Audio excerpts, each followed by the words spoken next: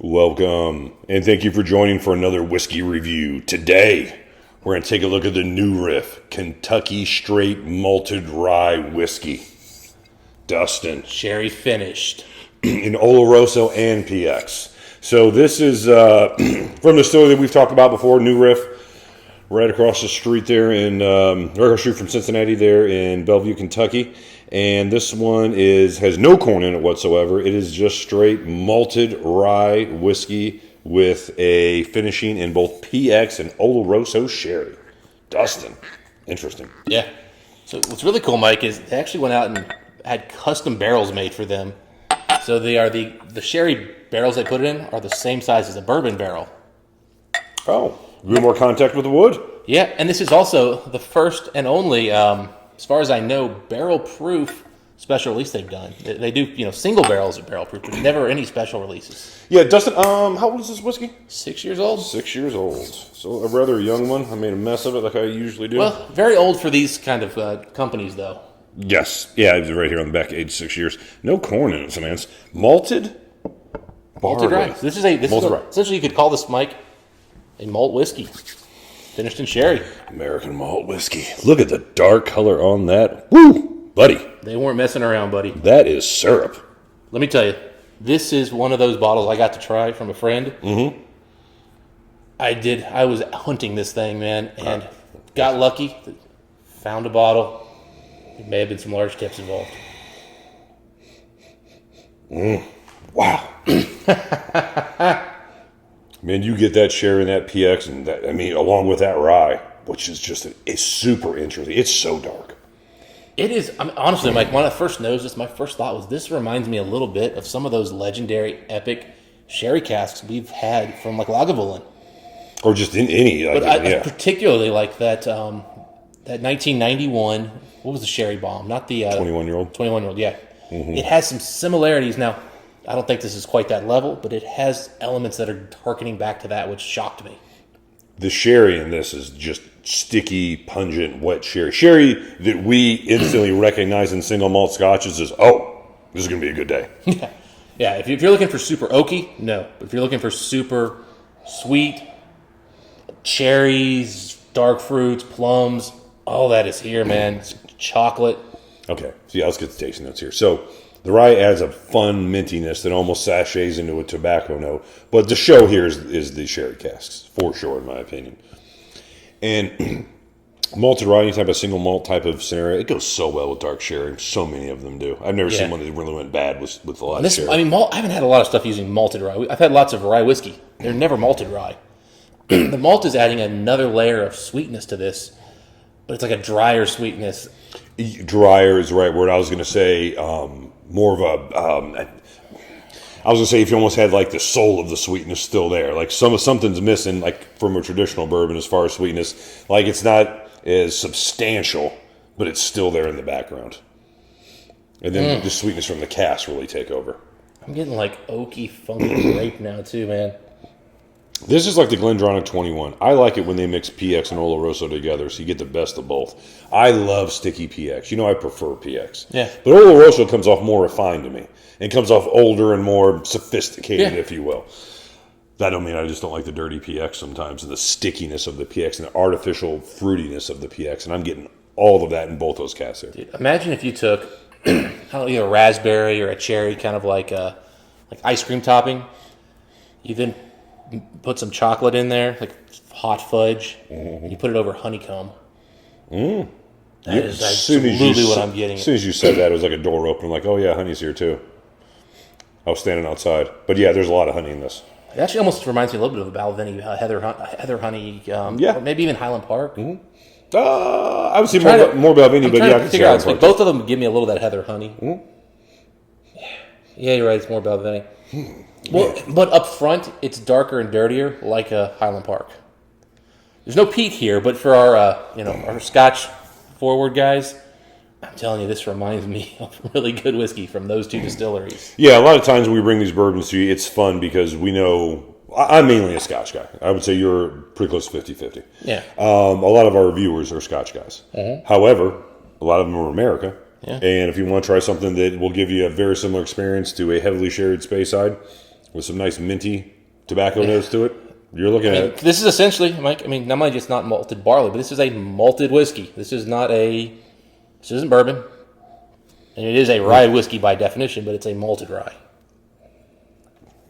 Oh man, I'll tell you what, I'm really just enjoying this. I mean, this nose is older too. I mean, there's some notes here that make me think, it's not super old, but overall, it has a lot of elements of 20-year-old scotches coming through here, with a few notes that definitely kind of remind you, hey, I'm a rye, and two, I'm probably not that old. Where you at, Mike? A lot going on here, Dustin. I was focused on the finish. It's kind of a weird sweetness. What I think is from the PX on the finish. But initially, when I swallowed, beautiful, candied, single malt whiskey. And I mean, almost at first, I couldn't even detail like how the sweetness, like if it was either single malt scotch or a bourbon, because of the dryness on it. But beautiful initial sweetness on this. And then when I swallowed, just the pungent sherry cask sticky sweetness on this almost came off purple in my mouth. Yeah, I mean, sherry is all over this thing, but it's also got this, initially with the sweetness, the malted rye is really playing beautifully. They're playing together. They're doubling up on the chocolate and the oak, and they're making it themselves taste older. The finish kicks in, and the rye to me at that point really takes over. The rye really starts bringing out its spice. It's not over the top. It's not super intense. It's not minty.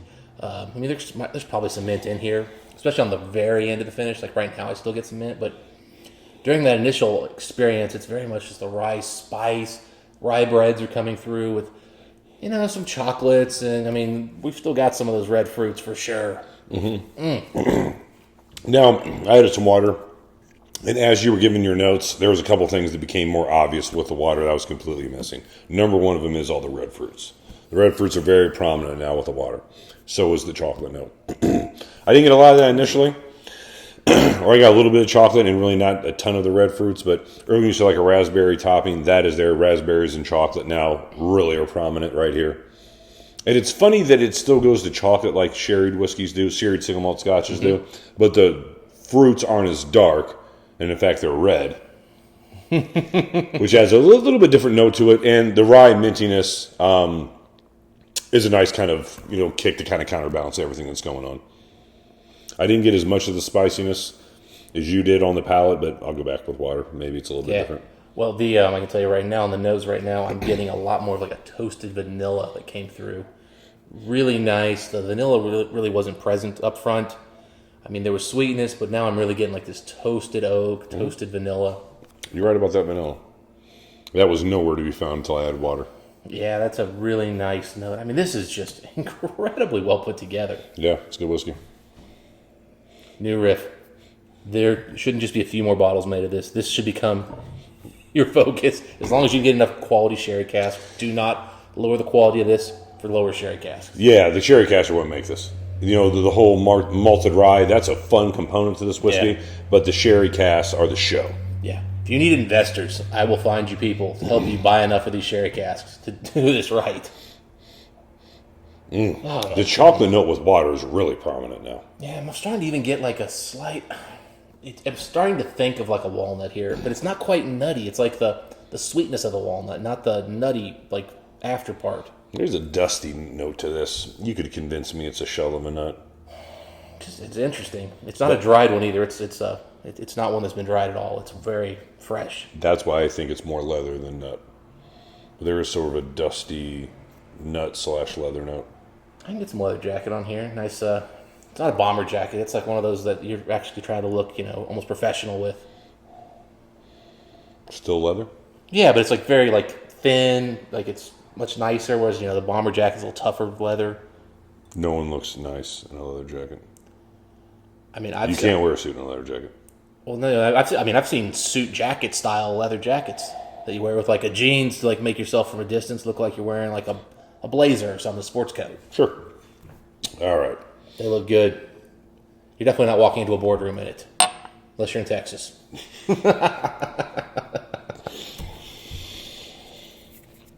Oh man, that raspberry's really coming out now. Slightly sour raspberry jam. Ooh. What do you got? You get more out of it on the nose and the palate with water. Really jammy. Mm-hmm. You said raspberry jam. I mean, it's almost like a couple of those times you were explaining exactly what I just tasted. Raspberry jam, chocolate sauce cooking on the side, just in the background right there. A little bit of mint. And I would say it's almost like a wisp of liquid leather. I don't get nut. I get more of a leather note, a little bit of a dusty oak. I thought you were getting ready to say coffee, and I could see where you could even get like just a hint of a very like citrusy coffee just snuck its way in here too. Yeah, coffee bean, sure. Something like that. Interesting whiskey for sure. Man, I love this stuff, Mike. What's the ABV on this one more time? It's like 112 proof, right? So 56. 56, yeah. 3.5. Yeah. Nice. How much was this one more time? I did not ask. All right. About 70, I think, is what these are going for. Good value. Good value. What a gem Yeah. to have in your backyard, this distillery. Really good. Really, really fun. Unbelievable. All right, Justin, where are you as far as the whiskey score on this one? Would you like me to go first since it's a bourbon? Yeah, go for it, man. It's not a bourbon.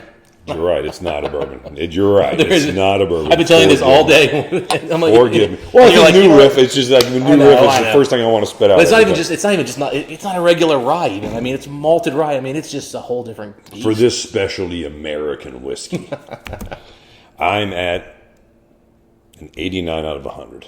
And I was going back forth between an 88 and 89. With the sherry cask, I even contemplated 90. Really, at some point, it's such a beautiful smelling whiskey. But I'm going to go 89. This is a very unique whiskey, but it's very recognizable. If you like heavily sherried single malt scotches, you will gravitate to this fairly easily. Yeah. Overall whiskey score 89. Dustin. Same score. I was actually debating in my head, do I go 90? Mm-hmm. What's stopping me from going 90? I do think there are just those couple elements that keep reminding me that it's not quite old enough. Yep. This needs to be just a little older. Yep. If they put out an 8-year, based on where this is going, Might be a 91. it might be a 90-91, yeah. Yeah, I agree. I mean, it's going beautiful places. I bet you there's some single casks they could have done with these, like from PX1 or an Oloroso or something that would have just been jaw-dropping. If they offer it, we should do a distillery tour of this place. They do. Yeah, we should do that sometime. Yeah, I mean, I get this from the distillery. Worked out well. Yeah, right next to the Party Source of River Bellevue, Kentucky, right across the river. If you're in Cincinnati, I'm sure if you guys are in that area, you've already know of New Riff. We're big fans of New Riff. Yeah. Love the bottles, love the whiskey, love the location. A little advice for anybody: if you go there, be nice to your bartender, tip him or her well, and ask if they have anything interesting. They might have something like this. They might have one of their other limited releases. They might have just a crazy single barrel. Like I got to try one that was like from the top rick house, came in over 120 proof, which is unheard of for New Riff because again they put their stuff in very low proof. Mm-hmm. It was unlike anything I'd had before. So if you go there, definitely have a few pours at the bar and talk to the bartender, be nice, and see if they can maybe hook you up with at least a nice pour. Yeah, learn how to work the system. Yeah, as we always say. Also, just be nice. As always said, like I said before, when people are looking for other things, always pays to be nice to people. It's amazing how much having a nice conversation with somebody is, and don't talk down to your bartender. Yeah, you know what the best thing about being nice is, other than like for yourself, what it is? It costs nothing. It's absolutely free. Absolutely free. By the way, you're having whiskey. How are you not in a good mood? Yeah, they're working, not you. They're bringing you. I always thought that, like, hey, they're bringing me food, they're bringing me whiskey. Yeah. What am I, a lord? What do I say? Just fetch me a whiskey. You know what I'm saying? Yeah, at the very least, thank you. Yeah, at the very least, here's some money. All right, Dustin, those are our thoughts on whiskey. You guys had a chance to try this one. Let us know what you think. Until next time, what do we wish the folks? Happy drinking. We'll see you then.